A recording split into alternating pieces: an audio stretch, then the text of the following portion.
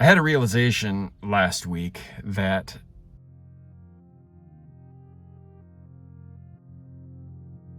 these are actually short films, and it's just in a different style.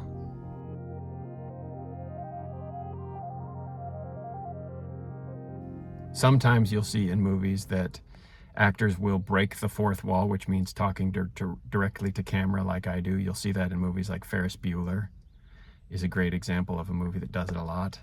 But yeah, I'm basically making short films every single week now.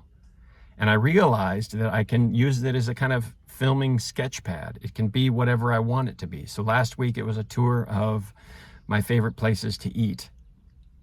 And 37 of you watched it, which is pretty cool. 37 on YouTube. I posted it on Instagram because Patrick of The Straw only has a presence on Instagram. And so I did that as a favor to him, where it got almost 100 views or impressions. I don't really care about Instagram. I don't like Instagram. I don't like Facebook or anything they do, but I appreciated Patrick. And so as a favor to him, I posted it there, which got more views. I don't know why these videos aren't getting a bunch of views, but this is my sketch pad and I'm not after views. I don't care. I mean, I do care, but I kind of don't. It's this weird blend of I would like to have more views, but that's not why I'm doing this. It's partially why I started it, but it gets back to that attachment thing. The attachment, to not have attachments means not having them anywhere in my life. It means not having conflicted motivations that take me out of the present moment. I am at a skilled nursing facility in the foothills of the mountains that separate Lake Elsinore and San Juan Capistrano. I've never seen the swallows in San Juan Capistrano.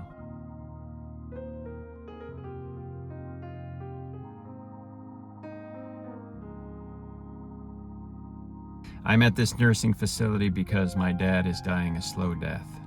I've been watching him die for about 20 years. I personally hope to die in an explosion. You're there, you're there, you're there, bang, you're not there.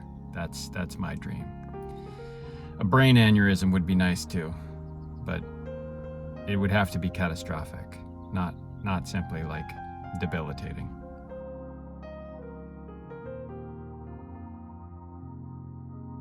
My friend Wade Windsor died on Saturday. We were friends in college, participated in some pranks together.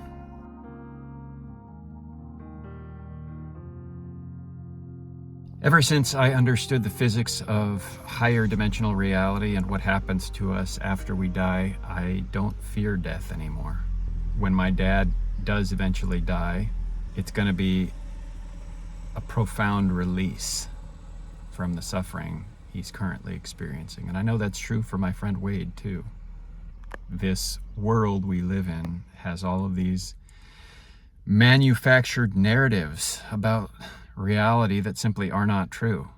The chief among them is scarcity, which leads to most of our fears, most of our scrambling. And it's a trap I got stuck in.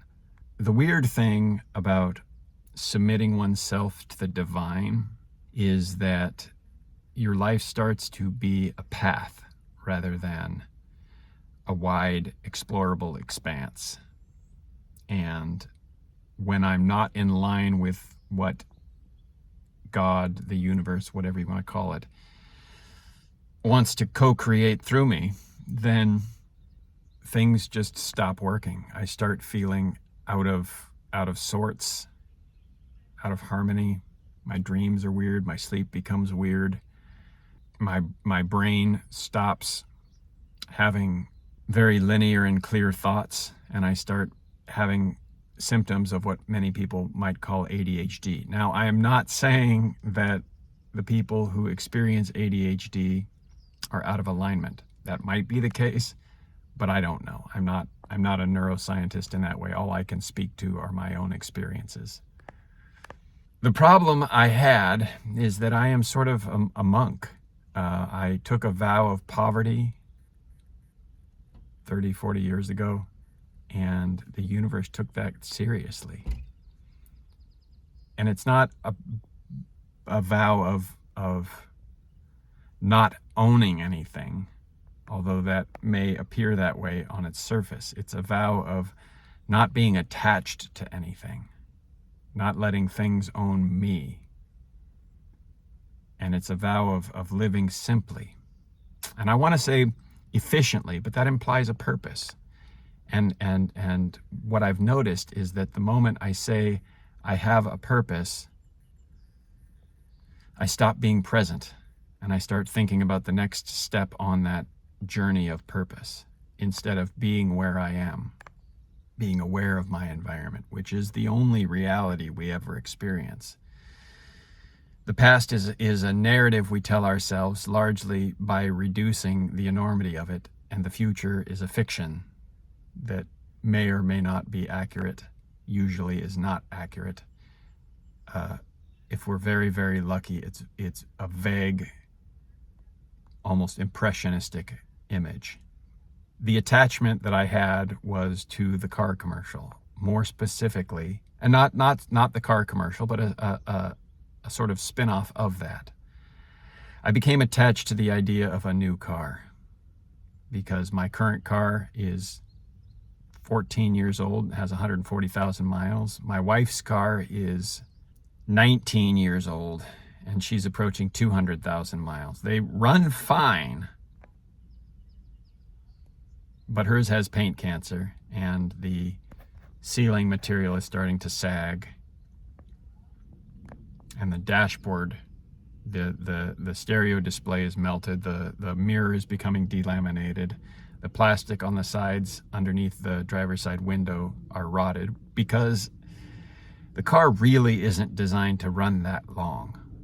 In Japan, they actually have a tax on older cars. The older your car is, the more they tax you because newer cars have different EPA rules. The idea of that car being a goal, that I was somehow going to solve this problem that isn't a real problem that we have, became an attachment, and which became a kind of obsession, which created a sense of scarcity in me that then led to a sense of desperation. And people can see when you're desperate. The dealership I was in conversation with declined. I don't know why they declined. It probably wasn't that I was desperate. It probably wasn't that I don't know what their motivation is. They said that they are wanting to do more local commercials to target a local audience. And that may be a reoccurring problem I encounter that I'll have to solve. Basically, the idea is that I have come up with a really interesting ad campaign for the Toyota Prius. If you own a dealership, or if you're in the marketing department of a dealership in Southern California, and I'm willing to commute pretty far to get to you, maybe 40, 50 miles, let me know, because I'm pretty good at what I do, and I can do it for a lot cheaper than someone who has my skills. Basically, if I were to charge what I'm supposed to be charging, you probably couldn't afford me. But what I want in exchange for the video or videos that I create for you are 2 2026 Priuses. And we can talk about that later. The truth is, probably none of you know anyone who owns a dealership or is in the marketing department of a dealership or the manager of the dealership, because 37 people watched my previous video, and that's a record for this series. And I'm pretty happy with that. Like, project updates. Go Gentle is progressing slowly. I'm currently waiting on the writer, Matt Wallace, to get the latest draft of it back to me. We decided to add a section where the fighters who are talking to each other have a brief conversation of the PTSD they experience and how they're coping with it. Because that's a thing that people who experience violence go through. And there's a location change. The restaurant manager was going to have a conversation in his office, which is now her office. And I spoke to the man who actually owns the restaurant, the 808 Hawaiian Grill, and he said that he takes meetings in the restaurant, which of course he would. that they don't actually have an office, that the only back room they have is for making sauces, which are amazing because 808 local Hawaiian barbecue in Artesia or Cerritos, whichever one it is. I should probably figure that out. Their sauces are fantastic. One of the reasons their barbecued ribs are the best I've ever had in California on a place that's still open. Also, I cast my friend Marion Kerr in the project, and she is SAG, which means Go Gentle is now a SAG project, which means we now have to deal with the Screen Actors Guild. Normally, I don't want to do this because there's a lot of extra paperwork and there's a lot of amazing actors who aren't SAG, and SAG just is a burden. I understand why they exist. They exist because production companies that are unethical, like Disney and Warner Brothers, would sabotage actors and take from them as much as they can. And they're not the worst of it. There's much, much worse players out there who just exploit actors. Fortunately, they understand that, and they have a caveat of the ultra low budget agreement, which is a production that is lower than $20,000, which Go Gentle absolutely is. And so they get kind of flexible at that level. That's what we're going to do. So Go Gentle is now SAG. Still looking for one other actor for one of the roles. We plan to film the last week in April, so that gives us about a 6-week runtime. I signed on a costume wardrobe manager who also wants to be the location art department, see if the locations require any more art that she can add. I still have to meet with her, but she's a friend of Calvin's, so we'll see how that goes.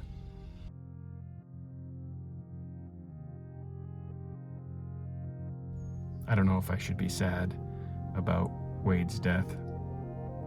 I am sad that my dad is suffering.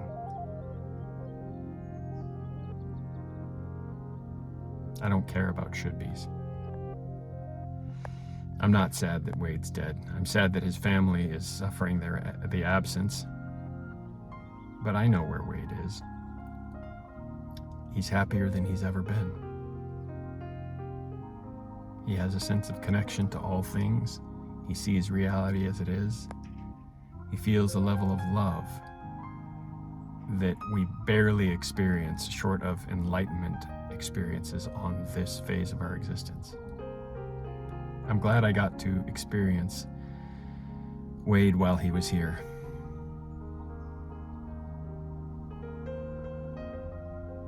And I love my dad.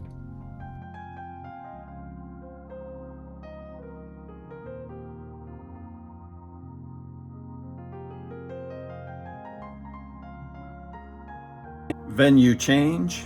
Yes, I wear glasses when I'm working. My vision's great distance, but not so great far away. And yes, I have the Apple AirPod Maxes, but I also have a balding head and I prefer to keep my hair short, so I have a sock in between as padding. It works well, don't judge me. Or judge, I don't care. This is what I do and I'm content with it until I find a better solution. I have decided that I am regularly going to try and post these on Tuesdays at 8 a.m. My reasoning is because in the computer world, Tuesday is Patch Tuesday, and I think that's funny. So I'm kind of putting little spackle on the internet. Maybe it's Bondo. Who knows? They say the internet's forever. Anyway, I'll try and get these out Tuesdays at 8 a.m.